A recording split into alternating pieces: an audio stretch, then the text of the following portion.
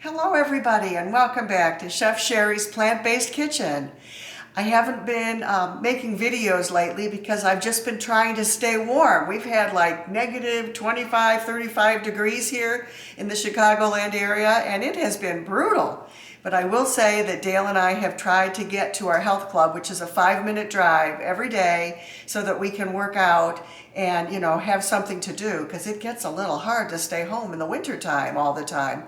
But today I was looking at my email and I saw this recipe from one of my favorite recipe providers, Shane Martin from Shane and Simple, and he made this wonderful cornbread. So I'm going to show you how to make it. It is so simple, you're going to laugh. It's so easy. But I also have been listening to some of the comments that I've gotten from all of you about showing you a finished product. So I went ahead and made one ahead of time, and we'll do a little tasting after I put this one together. But one more thing before we get started. I just want to say happy birthday to my favorite photographer and husband, Dale, who's behind the camera here. Tomorrow, can you tell everybody how old you're going to be? I will be 71. 71. He does not look 71. He still runs 7 miles a day. We eat whole food plant-based every single day of our lives, and we're both doing really well. And I'm not far behind him because my 70th is next April, this coming April. Whoa, it's in a couple of months. Okay, let's get started. This is simple. Here are the ingredients. We've got dry ingredients and we've got wet ingredients.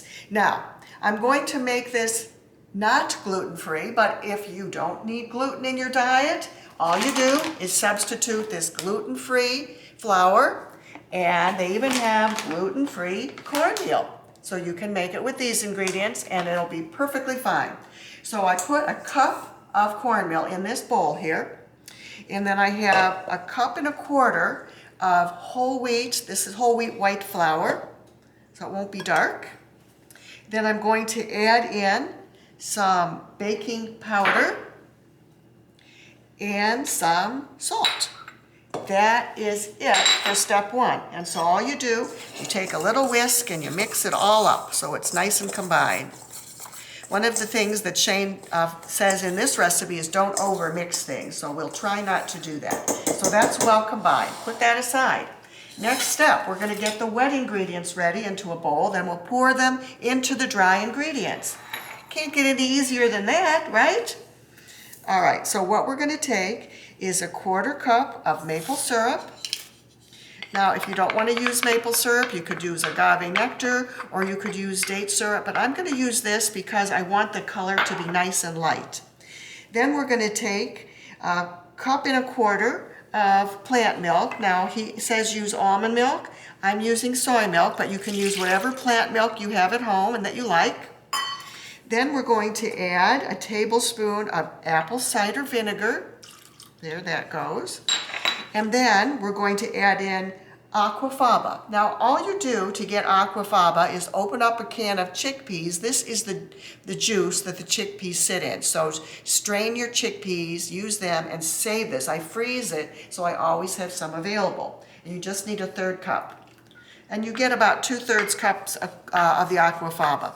Then you're supposed to mix this gently together, and we're going to simply add it to our dry ingredients and mix them together. I'm telling you, the one that I made ahead of time smells so good. Can you smell it, Dale? Sure can. Oh my gosh, I can't wait to taste it. We'll see what it tastes like. So you see I'm gently mixing the ingredients, not to overmix. As long as it gets thoroughly combined, then we stop mixing. So I still have some flour on the side here that needs to be incorporated. It's getting there, almost done. Well, how long did this take? Not even 5 minutes to put this together. And then we're going to put it in the oven in a square 8-inch pan, which I lined with parchment paper so it's easy to lift it out. And we're going to bake it for 25 to 30 minutes. I did the first one for 25. I stuck a toothpick in the middle and it came out clean, so it was done. Okay, we're ready to put it in our pan. So I'm going to do this first. Make sure I've got it all. Yep, I'm just going to pour it in. And this is great with soups, if you're making a soup or if you're having chili for dinner, or just for breakfast even. And you can put some apple butter, as Shane Martin suggested. You can make your own apple butter. You can use preserves, some like strawberry preserves or raspberry preserves on it. But you know what? I think I'm just going to eat mine plain because it's so good. It doesn't really need anything.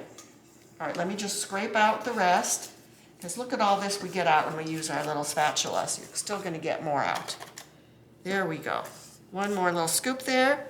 And I'm simply going to shake this so it looks like it's going to fit into the square. Pull that back up so it doesn't burn. That's it. This one is going into the oven. It's 400 degrees, and I'll set the timer for 25 minutes. And now for the best part. Here comes our first cornbread that is now ready to be cut open, and it's still warm. So let me cut a piece. Let's cut into this so you can see what it looks like. Take a look at that. Is that gorgeous? Now let me take just a little piece here, and I will be the taster. That's cornbread. That's delicious. Okay. I'm going to get our soup out for lunch today. We've got our cornbread. We'll have some fruit maybe with it, and we're good to go. Have a wonderful day, everybody. Stay warm. I hope that this cold spell is going to leave us soon so we can be outside again. And I'll see you next time back in my kitchen. Have a wonderful day. So long.